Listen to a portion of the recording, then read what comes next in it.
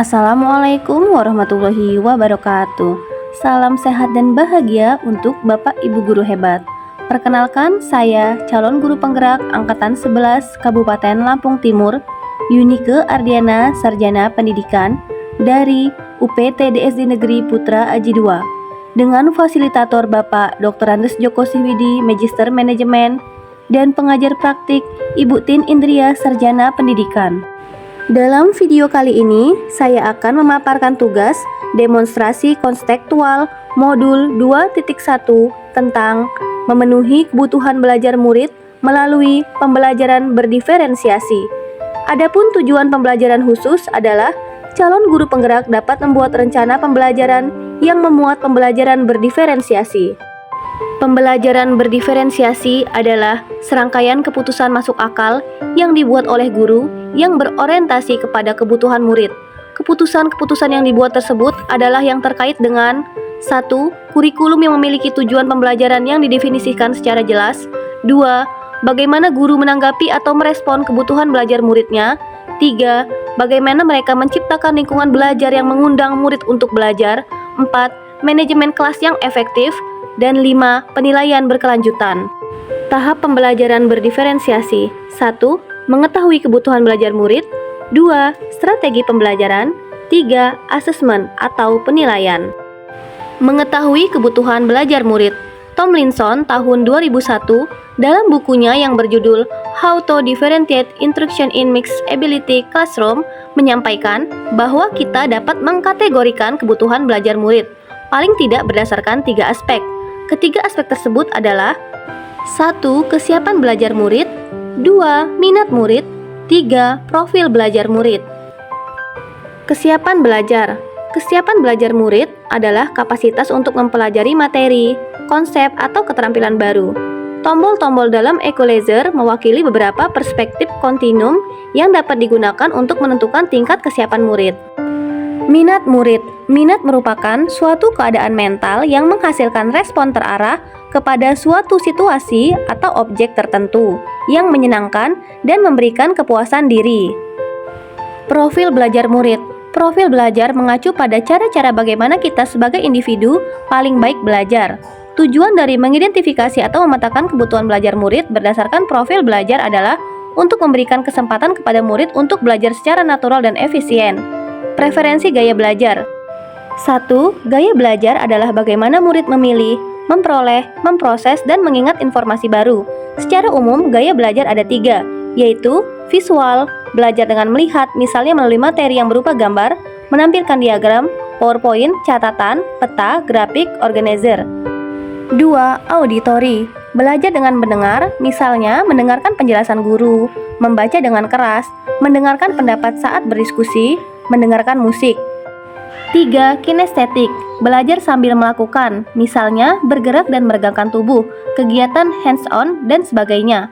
Mengingat bahwa murid-murid kita memiliki gaya belajar yang berbeda-beda, maka penting bagi guru untuk berusaha menggunakan kombinasi gaya mengajar. Selanjutnya, strategi pembelajaran berdiferensiasi. 1. Diferensiasi konten, yaitu konten itu adalah apa yang kita ajarkan kepada murid-murid kita. Konten dapat dibedakan sebagai tanggapan terhadap tingkat kesiapan minat atau profil belajar murid yang berbeda, atau juga terhadap kombinasi dari kesiapan minat dan profil belajar murid. 2. Diferensiasi proses.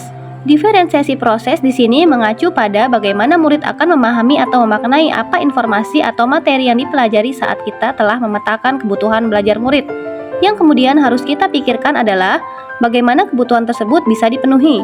Caranya seperti apa? Proses seperti apa yang perlu disiapkan agar kita mengetahui bahwa setiap murid belajar? Apakah murid-murid kita akan bekerja mandiri atau dalam kelompok? 3. Diferensiasi produk. Produk ini adalah hasil pekerjaan atau unjuk kerja yang harus ditunjukkan oleh murid kepada kita. Produk adalah sesuatu yang ada wujudnya, bisa berbentuk karangan atau tulisan atau hasil tes, atau pertunjukan atau presentasi, atau pidato, rekaman, diagram, dan sebagainya. Yang paling penting, produk ini harus mencerminkan pemahaman murid dan berhubungan dengan tujuan pembelajaran yang diharapkan. Dan tahap pembelajaran berdiferensiasi yang ketiga adalah asesmen atau penilaian. Pertama, assessment for learning. Penilaian yang dilakukan selama berlangsungnya proses pembelajaran dan biasanya digunakan sebagai dasar untuk melakukan perbaikan proses belajar mengajar. Berfungsi sebagai penilaian formatif, sering disebut sebagai penilaian yang berkelanjutan atau ongoing assessment. Kedua, assessment of learning, penilaian yang dilaksanakan setelah proses pembelajaran selesai, berfungsi sebagai penilaian sumatif. Ketiga, assessment as learning, penilaian sebagai proses belajar dan melibatkan murid-murid secara aktif dalam kegiatan penilaian tersebut. Penilaian ini juga dapat berfungsi sebagai penilaian formatif. Berikut contoh modul ajar berdiferensiasi mata pelajaran Bahasa Indonesia kelas 1 SD semester 1.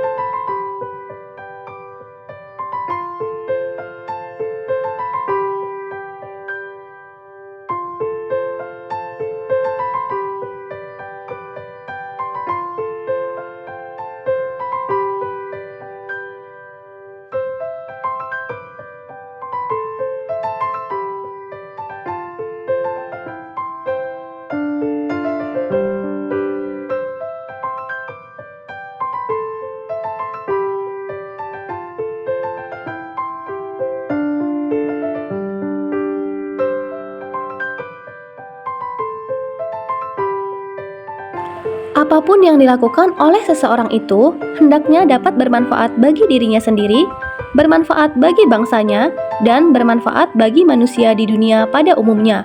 Ki Hajar Dewantara. Demikian pemaparan saya kali ini tentang tugas demonstrasi konseptual modul 2.1 pembelajaran berdiferensiasi. Semoga video ini bermanfaat. Wassalamualaikum warahmatullahi wabarakatuh. Akhir kata, semoga tergerak, lekas bergerak, dan mari kita menggerakkan. Salam guru penggerak.